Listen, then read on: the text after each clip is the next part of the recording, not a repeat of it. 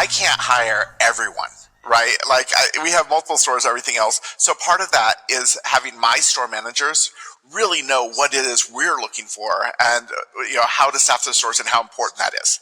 So it has to be infectious. It has to be part of one of those things that my store managers need to know exactly what it is we're looking for and how to recognize that. What's going on, dispensary owners? In this episode, I'm joined by Richard McLean. He's the head of retail for Vibe by California. They're vertically integrated and they have 5 locations in California and 1 in Portland. He's an absolute wealth of information. We talk about many things such as how he deals with managing multiple stores, what he looks for in both his management and front-facing staff, and then how he goes about dealing with the uncertainty in the cannabis space. You're not going to want to miss it. I'll see you over there. Richard, thanks for hopping on the Dispensary Marketing Podcast. Glad to be here, Brandon. Awesome. So what are your keys to running a successful dispensary? Well, I think the first key is really about service. That's one of the things that's going to keep your customers coming back. It's one of the things that I think all of us, it doesn't matter where you shop or what you're doing. It's really about the service or lack of service, right? If you go somewhere with horrible service, that's all you're going to take away. It's all you're going to remember. You may not even remember what you bought, but you're going to remember how horrible that service was. Or it's going to be a shining star and you're going to be like, I met the best bartender today. She was so funny, right? So it's really about service. It's about knowledge. Like, our customers specifically are coming in for a purpose, whether it's something to get away from their normal day-to-day, if it's actually pain management, whatever it is, they have a plan in mind of why they came in. And we need our bartenders to be knowledgeable about what we're doing, right? And the last part is passion. Like your bartenders really have to have passion and be excited about being there and doing what they're doing.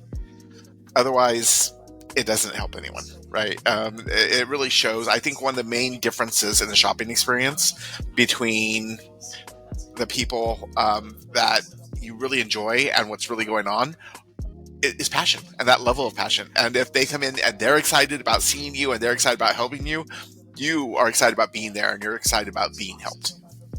Right. There is a level of reciprocity of energy, right? Absolutely. If somebody comes to you and says, oh, hey, Richard, how's it going? Or, hey, Richard, how's your day going? Right? It makes a world of a difference, even though the words are the exact same. The delivery is the thing that kind of makes the change. Absolutely. That passion is everything. Right.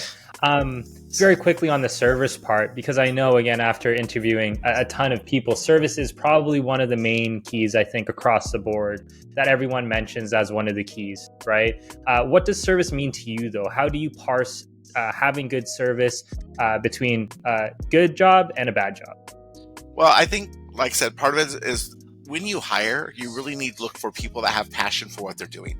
I think you can train people on service, but you can't train them on the will to be there or liking people, right? So you really have to hire those people that want to be there and are excited about your customers and are excited about helping and being helpful. And in this case, like cannabis, even if they've never smoked cannabis, they have to be excited about it. They have to have a passion for it and they have to be storytellers. Right. And if you don't have those pieces, it's really going to show. Right. So during the hiring process, right, is that something that is more of a gut feeling? Is it like an SOP that you give to a hiring manager? Kind of like, how do you really figure out like the passion of a person who is just passionate about trying to get the job versus the passion of actually taking that passion into, their day-to-day work? Well, I think personally, so first of all, I can't hire everyone. Right? Like we have multiple stores, everything else. So part of that is having my store managers really know what it is we're looking for and, how to staff the stores and how important that is. So it has to be infectious. It has to be part of one of those things that my store managers need to know exactly what it is we're looking for and how to recognize that. The second part is we are free to ask a lot of questions that you may not get in a traditional relationship or traditional interview, right? My favorite things to do is to start with the question, so tell me about your relationship with cannabis. And I like us to be excited about the question and talk about our relationship with cannabis. And suddenly I think that kind of takes the edge off and you can start to listen to them talk about cannabis and their passion behind it, and you start to see what type of stories they have, right? Like, so tell me about your relationship with cannabis. Oh my goodness. Like, my first time getting high, I had this great, relationship. I've enjoyed it. Or I really didn't believe in cannabis at first, but I really had these pains or I had these problems in my life. And it really has changed my life. You hear so many wonderful stories that you connect with when you are doing these interviews. And it's just so inspiring. And if you aren't feeling that inspiration, if they are basically just telling you they're here because they need something to pay their bills, that's not the right hire.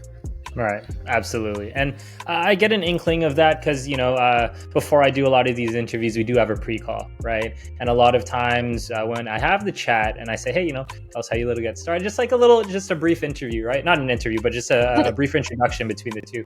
There's like this subconscious smile that people have just kind of talking about their story, what they really like doing. And I'm like, boom, bang, this is going to be a really nice episode because as you mentioned before, the delivery, the passion of how somebody speaks, it goes a long way. And I think it's even more important virtually too, right? Because, still 2D, as much as we're on the Zoom culture and all that stuff, the energy that you get from, in person is absolutely different. So being able to at least translate at least a fraction of that charisma, goes a long way. Absolutely. Kind of transitioning very well into my next question. How did you get started into this space? How did you get to where you are right now? I'm assuming you didn't, say, hey, boom, I want to start in the cannabis, boom, come out and do all that stuff. It wasn't actually my plan. Originally, I did a lot of high-end boutique retail sales, and it was COVID. Because during COVID, all of the normal retail outlets kind of shut down, as the rest of the world kind of did. And I was just in a place, I'm not someone to sit idly. It was really making me crazy. I was going stir crazy. I needed something to kind of fill that space. Mm-hmm. And I applied for a few different things. And when I saw the cannabis opportunity, I had a relationship with cannabis a large part of my life, but it was never where my two worlds met, right? Like my retail career and my cannabis knowledge were always kind of separate. And I was really afraid to bring those two things together originally. And I was really, theoretically, my retail knowledge should be able to transfer into cannabis, but will it? Right? And it's not until you cross that door, that threshold, that you start to realize exactly how similar they are and how much cannabis right now in its infant stage really needs that leadership of retail. Right. So what would you say did translate well from your previous experience and what maybe didn't translate so well?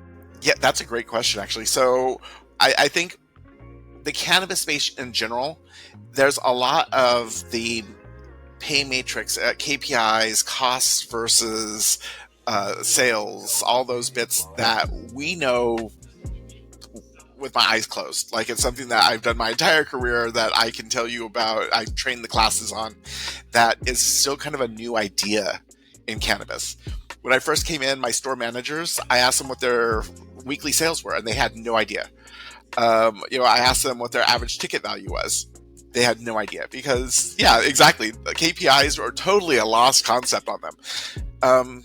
And so I think bringing some of that in where they understand the relationships between those KPIs and how they work together without sacrificing your service, right? Mm-hmm. Because the whole thing is, just because you understand sales doesn't mean that we are suddenly being mean to our clients or that we're only looking for money or we're now corporate and money grubbing, right? Those two things can go together. Like, we can introduce products to our customers and show them the full scope of what we can offer them without making it feel like or look like all we're after is their money. Right.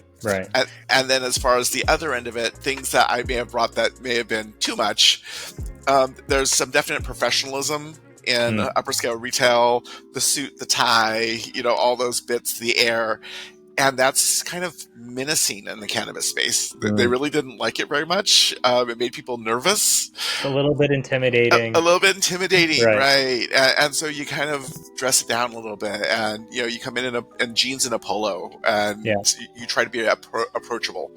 Yeah. And so I think that there's some of that corporate ease and some of the language and stuff that I had to learn to walk away from a little bit to become more relatable. Right. Yeah, I mean, to kind of talk about your KPIs, it is difficult, right? Because you want specific metrics so that you can hit specific goals. But just because you hit those goals in the short term doesn't mean it aligns with the goals of the company over the long term, right? Where if you want to hit weekly sales goals, you're going to fight tooth and nail to hit those. But does that necessarily mean you're going to hit the KPIs that you want a year from now, 2 years from now, 3 years from now, right? And another conversation that I'm increasingly having is saturation in the space and all that stuff, right? Cannabis still being a commodity, really the biggest difference is the service, the branding that you have, right? And if you now come across as a brand that is always hard selling all the time, sure, it might not bite you in the butt immediately, but over the course of the long run, they realize that, okay, this is probably not a dispensary that I want to go to, right? So it's really tricky kind of balancing those. So I guess my question back to you is, how do you balance the short-term KPIs with the long-term KPIs and make sure that you can have alignment with the bud tenders who may or may not be as long-term driven as, let's say, the C-suite people, but then you also need them to make sure that they hit the specific numbers that they're looking for? I think more than anything, what you kind of have to learn to do is have a kind of a target method where you have a outside framework of what you need to see and what you want to do. And then you can tighten up a little bit more as far as practices and SOPs, but you never want to get it as tight as you might for a retail organization, because you need the ability to shift and move along with the things that are happening in the space, right? Because like you're saying, like, it's really hard to set long-term goals because we don't know what's going to happen in the space in 6 months.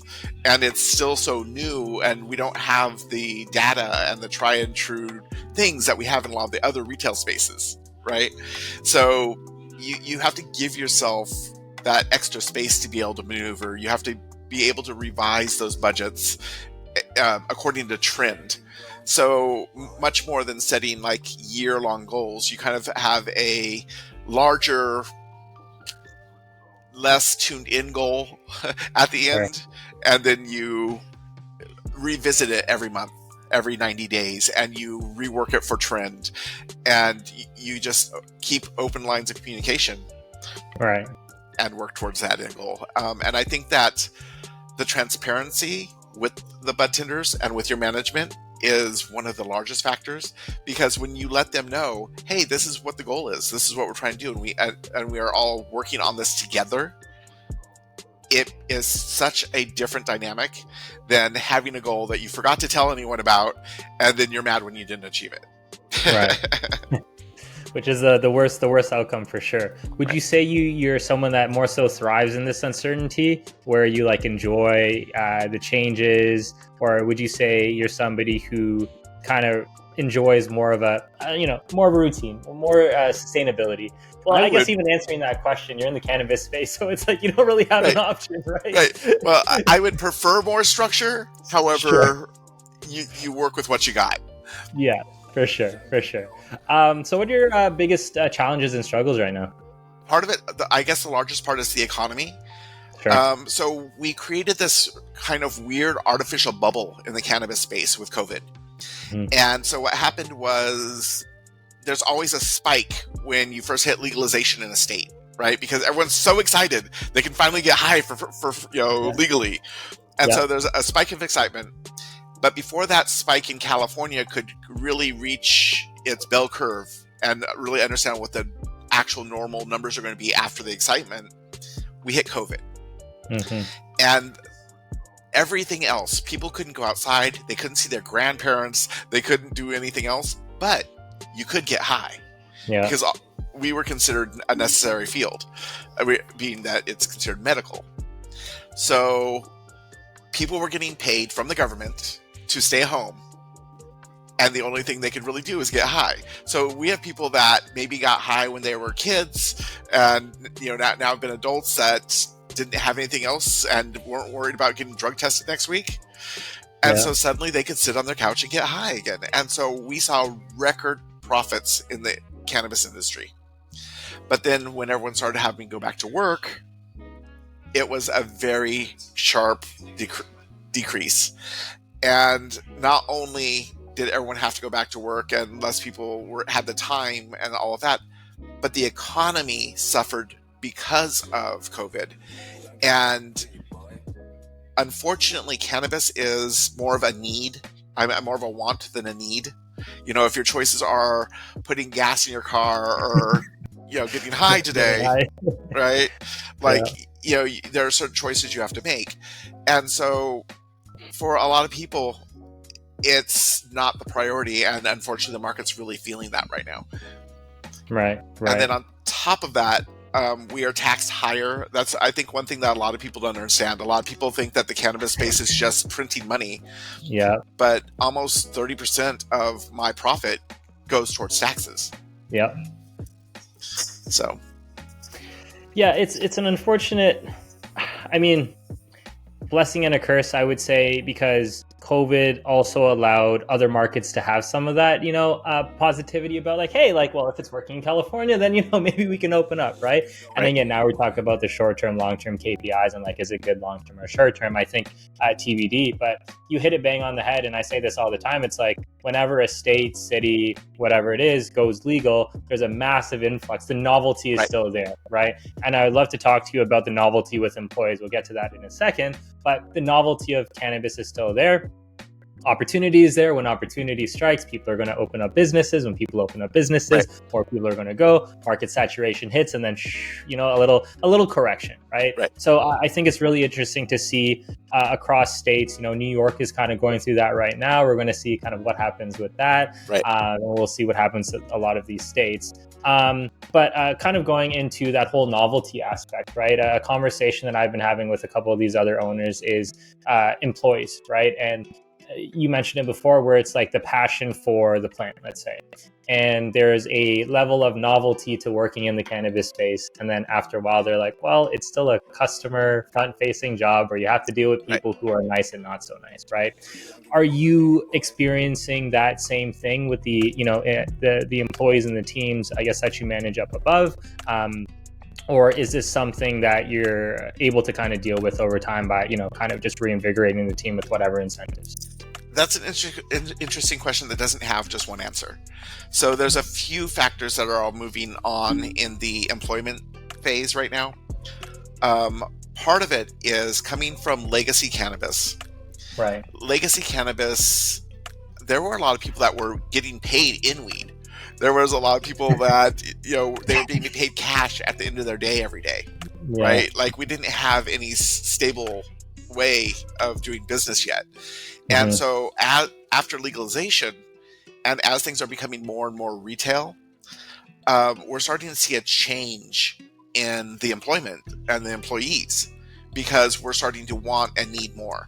Because not only do we need employees that are very highly educated about cannabis and its needs, wants, and all those bits, but they also now need to be salespeople, because you know, as the retail aspect of things come in, and it's going away from being kind of that knowing your dealer background, you know, style transaction to you know, knowing your favorite cashier when you come into your retail space. And so it really changes, like you were talking about, like your front facing, this is a retail job, but it's trying to find those people that still have passion for the plant, still have passion for their customers and wanting to help, but aren't just there to pick up because originally I think a lot of the legacy bud tenders were there because it wasn't a hard job and there wasn't a lot of accountability behind how they did their job. You know, they could be mean to a customer, they could do anything else. Because I think there was a kind of a mindset during legacy that you are lucky that we're here, right? And so if the customer did something wrong, it's like, you know what, we're just going to 86 you. Like it was very much the business was in control of the customer experience. Right. Go find somebody else. Yeah, go find somebody. You know, you couldn't just look on Google and find, you know, your local dealer. You had to ask somebody and ask, it's like, hey, you got me, or, you know, nothing else, right? Absolutely. And so I think that as things have through legalization and with, like you said, all the saturation, because now they can go somewhere else, Yeah. right down the street. And so how do you keep those customers and how do you keep them happy? And it's really about that retail experience, but in a professional way, and something that is sustainable and that our customers want and expect from us. Right. So it's clear you're a retail master. You're able to kind of set up a new location, get everything sorted, make sure the right people are in place, make sure, that whatever the shelves and everything is good, right? Right. Now, you guys are responsible for a lot of locations.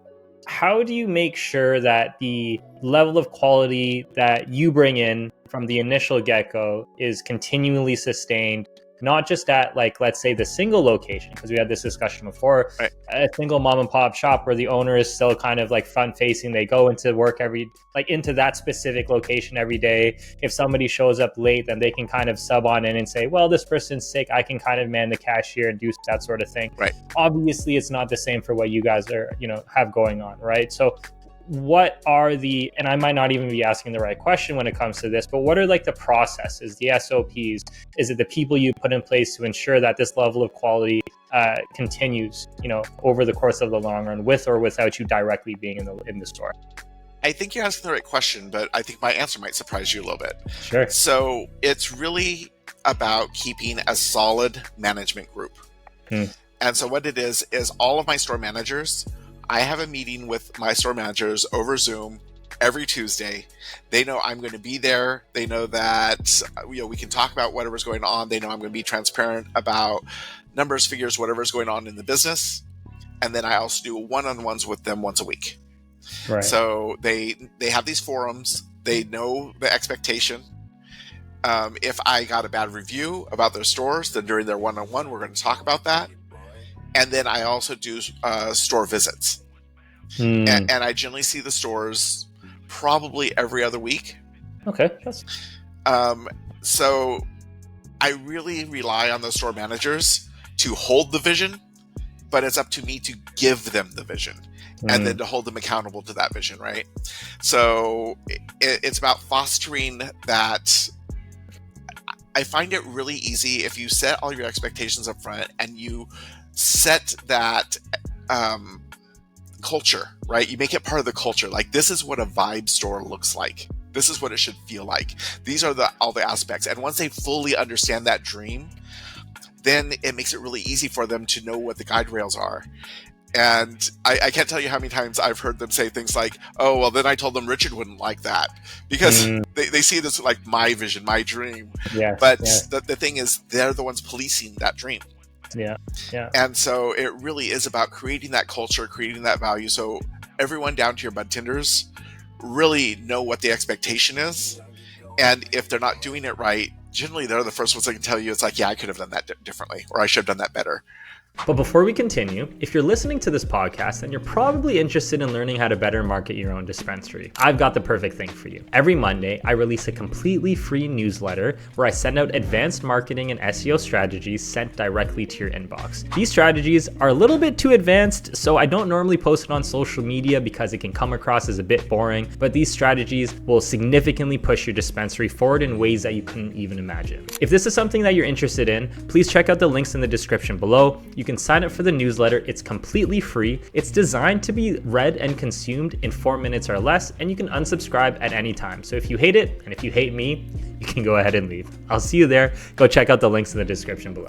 The level of criteria you're looking for out of your bud tenders is the same as the ones you're looking for out of your store managers, because my perspective is that you can maybe have a store manager that is maybe less passionate, maybe a couple points less passionate, but they're really good at kind of making sure things are aligned. Not saying you're going to have a dictator store manager or anything like that. Obviously, you need to have somebody that is charismatic at the same time and can lead people. But, is that your same criteria for the store managers as well? Not exactly. It does follow. However, I think whenever you talk about corporate cannabis, I'm probably giving you the secret to the punch here, but the idea is from the corporate side down to the front door, should all be corporate. That's where we're talking about KPIs. That's where we're talking about budgets. But once you hit that threshold of the store, that needs to feel legacy, and it needs to have the feeling and look and engagement that our customers demand it or want it to be. Right. And so your store managers are kind of a liaison between those two worlds. And they need to understand KPIs, but they also need to understand the culture, and every store is completely different. My store in Reading is nothing like my Stockton store. They look different. There are things where you can definitely tell by the branding and everything that they are the same stores, but they are cousins, not sisters. Like they have a lot of the same things going on, but the vibe in them is completely different because the people we service are very different. Right. And so it's really up to my store managers to be able to understand that and to hold that expectation of their store and create that dream and pass that on to their team and be able to translate that into the corporate needs that we need as far as dollars and cents and all those as well. Right. One of the key things to getting those dollars and cents is marketing, right? Right. And a lot of this stuff that we've been talking about is more so once the customer's through the door, how do we make sure they keep on coming back, right? Say hello at the door, make sure you provide them good information. You don't provide the wrong information. Right. What would be, kind of your general marketing mix to bring in those new customers?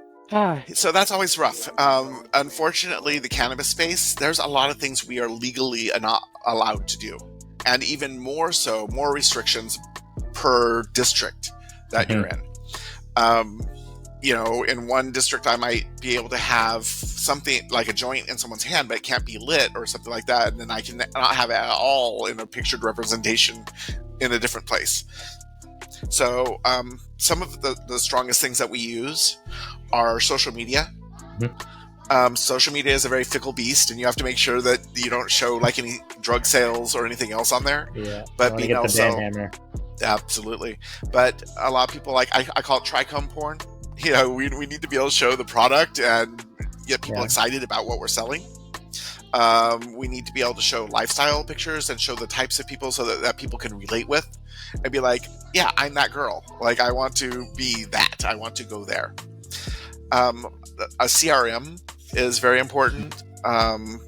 Being able to get your message out there in email and text blasts, things like that, so that you're getting that message out so that you're bringing those customers back in. And then the strongest marketing tool that anyone has in the cannabis space is word of mouth. And that legitimately still comes back from the legacy, like when you did have a dealer and everything else, right? Like, exactly. So you have your friends that are like, oh my God, this is so good. Where did you get it? Yeah. And that's what you do, is you provide a really good product and a really good experience. And then when your friends are sitting around the circle, passing around a pipe, talking about the product and talking about their experience, I went in and this guy, made me so upset. Oh, you should come to my shop. They're always so nice there, right?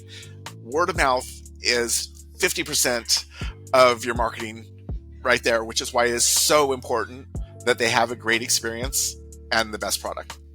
Right. On the metrics side, because I know you were more of the overviewer, right? And then you translate again the corporate KPIs to the transitionary people, and then the transitionary people to obviously the front-facing legacy people. Absolutely. Front, right? So there's the obvious metrics, profit, revenue, total sales, and stuff like that. But is there anything else that you just kind of keep your eye on just to make sure things are trending in the right direction? A lot of that is just it's the math so that you can speak to what's going on, right? Yeah. So it's top and bottom line sales. Sales are always there's an old saying, sales forgives all sins. So if you're making your sales, if you're making your numbers, you're doing something right. Right. Average transaction value, UPT, and foot traffic, the three of those kind of work together so that you're able to kind of see what's going on in your stores, right? So if your foot traffic is down, but your average basket size is up, then you know that your bud tenders are doing their best, right? Mm-hmm. To really maximize on those sales. If your units per transaction are down, but your foot traffic is up, then do we have the right mix in the store? Or do we have the things Right. our customers are shopping for, right? So understanding how these KPIs work together is more important about understanding the story. But one thing that I always train all managers on, reporting and KPIs have already happened. They help us project the future, but they are not the answer. It's taking those ideas and going to look for those answers that are important for us. Right. So, as we're kind of nerding out on numbers, I have a quick follow-up question on this, just my own curiosity. So I know in this space, there's like tons of uncertainty, market saturation, all that stuff, right? So there's dispensaries opening up left, right, and center, people doing grand openings, undercutting costs and stuff like that, right? Just grand opening, get whatever, you're 30% off, and then there's also things like where you yourself, or not you yourself, but you, the company, is offering also different deals. So 420 deals, I don't know, Valentine's Day deals, Right. Black Friday deals, Green Wednesday deal, whatever it is, right? How do you filter out that level of noise to make sure that, again, like the KPIs are being hit, but let's say you have a competitor opening up down the street, right? And then it's like, oh, well, I'm not sure what happened there, and you might not even know. Do you kind of take this data over like a longer term period where you say, okay, over the course of the last 3-ish months, or hey, we did this really good deal, so our sales got artificially kind of increased and stuff like that? Like, how do you kind of like sift through all these data points with so many other variables happening besides, foot traffic and all that stuff? Well, there's a few answers to that. So first of all, I rely on my store managers to know what's going on in their areas, right? So like if a new store just opened up, they need to be in touch with that, and they need to know, hey, by the way, there's a lemonade that just opened up down the street, so that we can then watch for those sales trends and be reactive to them as needed. It's their stores. That's where they live. It's their towns. It's their cities and their communities. And the cannabis space, for as big as it is also very small. And so a lot of your customers will come in and talk to your bud tenders. Oh yeah, I went to that lemonade that opened down the street, and they're going to tell you the goods and the bads. And you need to stay receptive to that information and be able to pivot. And I think a lot of that, the answer to the underlying question of what you're asking is, how do you sustain through those changes? And what it really comes down to is consistency. If you have a really great deal, but your service is bad, or they can't always get the product they're looking for whenever they come back there, how many times are you going to go back to a store and after the second or third time they don't have what you're looking for? I'm just not going to go there again. Yeah. So it's about consistency of product. It's about consistency of service. I will tell you, I have had plenty of times where other dispensaries temporarily offer a better deal or something's going on, and we can see a small dip in numbers for a minute. But as the excitement wears off from there, they're going to come back to where they feel the best connection. They're getting the best service, and they're getting the best bang for their buck. And what I always tell people is, our stores, we try to run it, I always tell them as a kind of place of understanding, we will always be the Target of weed. We are never going to be the Walmart of weed, right? Because we want to keep that higher bar where we're still a reasonable discount location, and people are coming here and they know what the prices are and they know what to expect, but we're never going to lower ourselves to this standard and be a blowout store or do any of these things. And I find that most of the stores that do that don't stay around long, because the reason that they had those prices is because they either had really old product, or they were doing some artificial things with their numbers temporarily, or selling product that wasn't very good. Right. Stick true. And again, this kind of goes back to the long-term, short-term stuff, right? If you're always trying to do short-term, race to the bottom, then that's not a recipe for a good business at all. Yeah. So on the dispensary side, do you have your eye out, maybe not more so on a competitive sense, but just more so on a curiosity sense, like any other dispensaries that have come out that have caught your eye? Anybody else that you see out there that's, you think is, doing it really well? I have two really good competitors that I really enjoy watching. Yeah. Just for their reach and what they have going on. I really admire Nug. They have well-packed stores. They're doing a really good job in their growth. Cookies for a while was doing a good job, but they weren't really doing a cannabis space job as much as they were doing a really good job rebranding people Yes. and taking these The smaller influencer route. and just painting them blue and calling them cookies, right? Yeah. And but as far as a business model, my favorite out there still is Airfield Supply. And that's just because they have done such a great job of getting as many people through their door and out happily with the product they need in hand than almost everywhere else. And so I really admire their business model and the way that they've put it together. I don't think it works for every market because I think that different markets require different things. Like I said, smaller towns, smaller stores like my Reading location, those people are very used to coming in and telling you about their entire day, and they're regulars, and all all about their aunt and their dog, and they really require that like almost friendship level. And then you have other stores, the larger stores with higher volumes, and those people just don't want to wait, right? They just don't want a huge line. They want to be in and out with their product. I got places to be, things to do. I have a party this weekend. I just need my stuff. So you really have to be able to read the room. Right. And I mean, I think that's one of, just based on the, short time we've been having this conversation is the customization of each location, despite it still being corporate, right? And I think that's where a lot of people do the big miss, right? It's like, you can still be a branded location, but offer custom service to that specific location, right?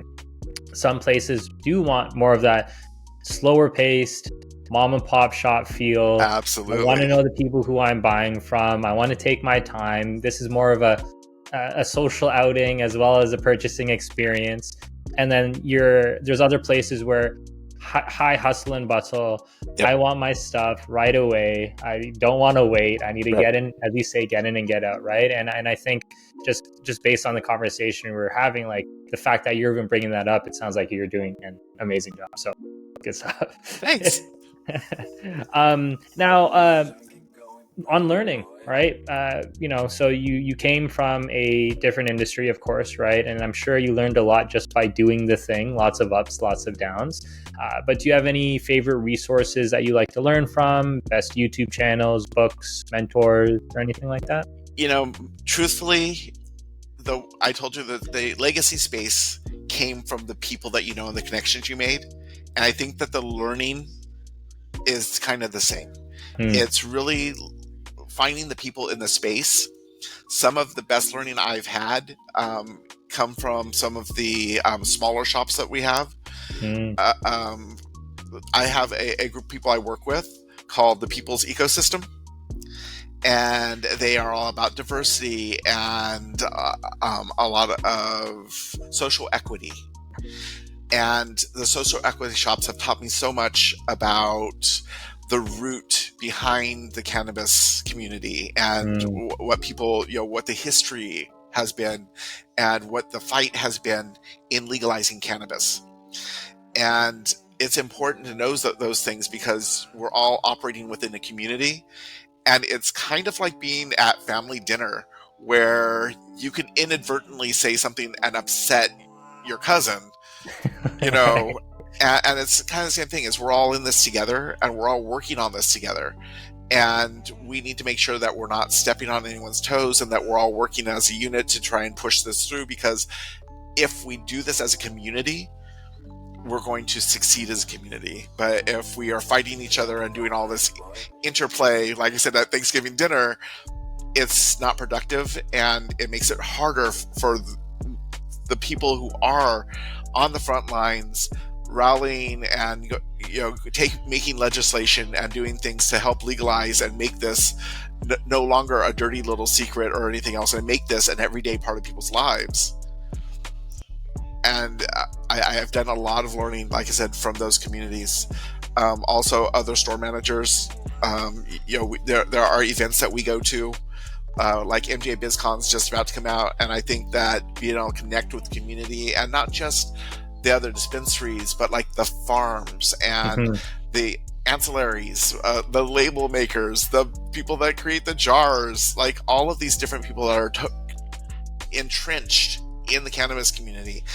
It's understanding all of the things that make their businesses run and how to make everyone's jobs easier and how to stay off of each other's feet as we're trumping through this. Yeah, it's, kind of being in the trenches. I think it's really important. And I've done also my fair share of interviews with, kind of the store managers, purchasing managers and stuff like that.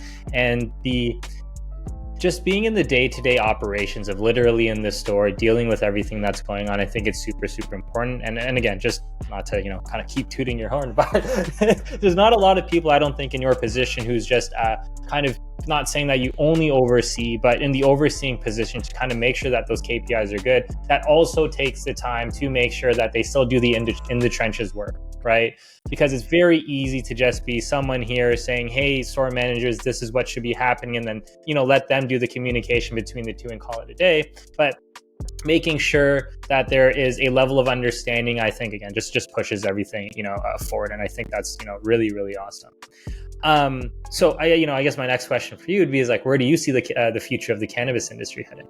Well, you know what? There's a lot of people that are kind of confused as far as where we even actually are or how we got here. And like I told you, there was a lot of things coming into cannabis that I didn't understand. So it's really easy not to have that understanding, training background. And what people need to understand is that when we legalized marijuana, we came in talking about its health benefits. And we right. And so we got in through the door talking about it being medical. Yeah. You can't all of a sudden say, oh, just kidding. Right. Yeah, just kidding. It's great. Right. Yeah. So we still have to follow that path, and it's still medical. And so you can't just suddenly say, oh, well, codeine has been being taken by people for 5 years now, so it just isn't dangerous anymore. That's not how it works. So we can't go from a class 1 scheduled narcotic or drug to descheduled. It doesn't work that way. Like, you have to kind of step down. So the next step is making a class 3 scheduled drug, which would be something like over the counter. It's still something that you can't just buy randomly. You're still going to get carded for it. It puts on kind of that same level as like cigarettes, where it's still not a controlled. Advil just yet. Yeah, it's not Advil yet, but it's still controlled, but you can go to the pharmacy and get it behind the counter kind of idea, right? Yeah. And you just have to be able to show the credibility that you're of age and all those bits. So it puts it more on the alcohol level, or like cigarettes or something like that, where it's no longer considered dangerous per se, but it's still something that it's being watched. Right. And making it a class 3 may or may not allow it to pass through the borders. There's still a lot of things, because it's the first time any of this has been done, that we won't be sure of until it happens. And there's going to be a lot of legislation and a lot of laws and rules and everything else that will come with it. But it's not something that we can go from 100 to 0 on overnight. You had all these people when Biden talked about descheduling it that were just, oh yeah, you'll be able to buy weed at the corner store tomorrow. Yeah. It's not going to be that fast. It's not going to be that easy. We're still talking about years away, no matter what happens. So the next step is going to be to take it to a class 3 scheduled drug. And it's going to be changing a lot of the ways that we interact with it. And a lot of the regulations about it. I think that once it gets changed, it will open up banking, and it's going to open up a lot of federal resources. And then, I think that there's going to be a lot of lobbying about taxes and things like that. And I think some of the taxes will come down, and it's going to kind of stabilize a little bit. Yeah, hopefully. Those are my goals. That's my prediction. I've read my crystal ball. That's where I think we're going. Awesome. The Nostradamus, Richard, is able to predict all, right? Yeah, exactly. Perfect. So Richard, to quickly finish off, we have this really cool segment where we ask the previous guest what question they have for the next guest. They don't know who you are, so Yeah. This is very much an anonymous question, but it's a cool way we can have engagement between past and present guests. So, question from Andrew Rodriguez from Elevated Herb. He asks, "What is your reasoning for being in the industry, and where do you see yourself in 5 years?" Well, my reasoning for being in the industry is I think that the industry itself is still really young. Mm-hmm. And because of that, a lot of the choices I'm able to make at my level have a lot of impact, right? I think the SOPs, the things that we're writing and doing to kind of stabilize and create the market, in a lot of other retail, there are already rules. And some of them we just know inherently. But in cannabis, none of that's set yet. And so I think that it's really about being able to make a mark and make some changes and help create that stability and create something really fun that I actually have some say in and some power over. And then kind of where I'm expecting to be in 5 years is I really want to be in part of the industry where we're able to take the demonization out of cannabis and make it more of everyone's daily lives, right? Like, I would really like to see it go from being something where we had the war on drugs and they made it feel real ugly and they made it feel like, we're all in some back alley next to the garbage can making a drug deal, right? To open up the trench coat saying, "Hey, you want some?" Absolutely, right.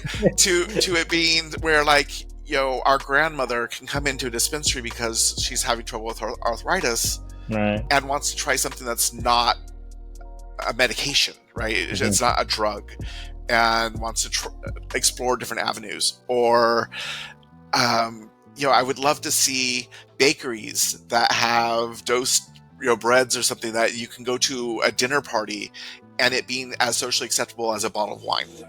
Right. That's awesome. That's great. What question would you have for the next guest? I think my question for the next episode would be, how do you play a role in the bigger picture of cannabis's future? Ooh, okay. You're not letting this one get off easy. All right, we'll see what they have to say. All right. So Richard, please go ahead, plug all your stuff. Please let us know all about Vibe by California. Just, say everything. We're a vertically integrated company, so that means that we have our own brand. We own the Hype brand of cannabis. We've had 3 major farms and an indoor farm, as well as 3 brands. Like I said, we have Hype, we have Lit. I think those are the only, I can't tell you about the third one. Have to keep it on the hush, but there's a third one coming. We have stores in Sacramento, Stockton, Redding, Ukiah, Palm Springs, and Portland at the moment, with a lot more coming. Again, more stuff I can't talk about, but yep, hopefully you'll see us in a city near you soon. The one thing that we always hang our hat on is that we have one of the largest menus and selections at some of the best prices in town. So definitely come in, see us. We'd love to see you, and we'd love to show you what the difference is between shopping with us and your local dispensary. Awesome. Well, Richard, it was an absolute joy. Thanks for hopping on the Dispensary Marketing Podcast once again. And for everyone else who's listening, I'm your host, Brandon Kwan, founder of Cannabis Marketing and your host of the Dispensary Marketing Podcast. And until next time, I will talk to you guys later. See you. Thanks, Brandon. Bye.